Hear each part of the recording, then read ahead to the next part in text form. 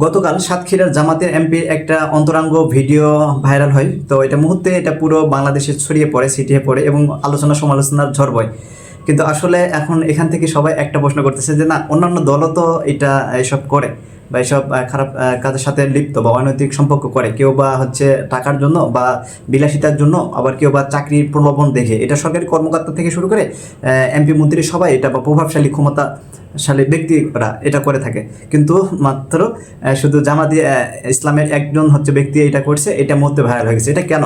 আসলে একটা কথা বলি যে জামাতে ইসলাম হচ্ছে, এটা হচ্ছে অন্যান্য দলের মতো না। কারণ এটা হচ্ছে এইখানে জামাতে ইসলাম ন্যায়ের কথা বলে, ইনসাফের কথা বলে, মানুষের অধিকার কথা বলে, হকের কথা বলে। এই জন্য এটা সবাই একটু পজিটিভভাবে দেখে। আর আমি কিন্তু পার্সোনালি কোনো জামাত সাপোর্ট করি না, বা কোনো বিএনপি বা আওয়ামী লীগকেও সাপোর্ট করি না। আমি সবাইকে সমানভাবে দেখি, এবং যারাই দেশের জন্য আসুক আমি চাই যে তারা যেন দেশের জন্য, মানুষের জন্য কাজ করে, এবং দেশের মানুষের জন্য কাজ করে, এবং দেশে যেন ন্যায় প্রতিষ্ঠা করতে পারে, এটা আমি মনে করি। কিন্তু এখানে আমি আবার জামাতের সাপোর্টও করতে চাচ্ছি না, কারণ যেই অপরাধ করুক আমি কোনো পক্ষপাতী করবো না। সেটা যেই দলই করুক, এটা আমি চাই যে একটা দৃষ্টান্তমূলক শাস্তি বা হচ্ছে এটা সাজা পাওয়া উচিত। কিন্তু আপনারা সবসময় একটা কথা ভুল বোঝেন যে হয়তো বা বিএনপি, জামাত, আওয়ামী লীগ বা জাতীয় পার্টি বা যেটাই করুক, বা তারা যদি কোনো জিনা করে তাহলে ওটা জিনা না, বা ওইটা গুনাহ হয় না। বা শুধু জামাত ইসলাম যদি কোনো কিছু খারাপ কাজ করে সেটা গুনাহ, এবং এটা বিএনপি বা আওয়ামী লীগ অন্যগুলান করলে এটা গুনাহ হয় না। কিন্তু আসলে এইটা সম্পূর্ণ ভুল।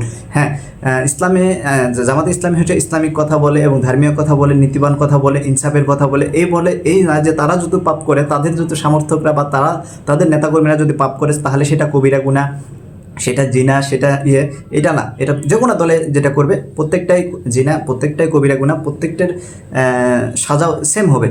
আসলে যৌন চাহিদা সব দলেরই থাকে, সব ব্যক্তিরই থাকে, সবারই থাকে। কারণ এটা বলেন জামাত বলেন, বিএনপি বলেন, আওয়ামী লীগ বলেন, জাতীয় পার্টি বলেন বা এবি পার্টি বলে, এ টু জেড সবারই তো যৌন চাহিদা থাকে, সবাই তো করে, কারণ সবাই তো বিয়ে করে বা এটা করে। কিন্তু এর মানে এই না যে যৌন চাহিদা থাকলে যে আপনার ক্ষমতা থাকলে, টাকা পয়সা থাকলে যে সবার কাছে যাবেন বা নারী নিয়ে ফুর্তি করবেন, এটা কোনো বিষয় নেই। কারণ হচ্ছে আমাদের তো আল্লাহ তো একজন তো আমাদের জন্য নির্ধারণ করে পাঠিয়েছে, এবং যদি সামর্থ্য থাকে তাহলে দুইটা বিয়ে করো। কিন্তু বিবাহ বহির্ভূত তখন হাজার হাজার মানুষ এই জিনের সাথে লিপ্ত হচ্ছে। আরেকটা কথা না যে আপনি পাপ করলে একদিন পাপের শাস্তি পাবেন, পাপ কিন্তু বাপকেও ছাড়ে না। তো দেখেন তার কিন্তু এমপি একটা ক্ষমতা ছিল, প্রভাব ছিল, সম্মান ছিল সমাজে, তাকে তার দিকে পুরো বাংলাদেশ মানুষ তাকিয়েছিল। কিন্তু দেখেন তার থেকে মানুষ কি এটা প্রত্যাশা করতেছে।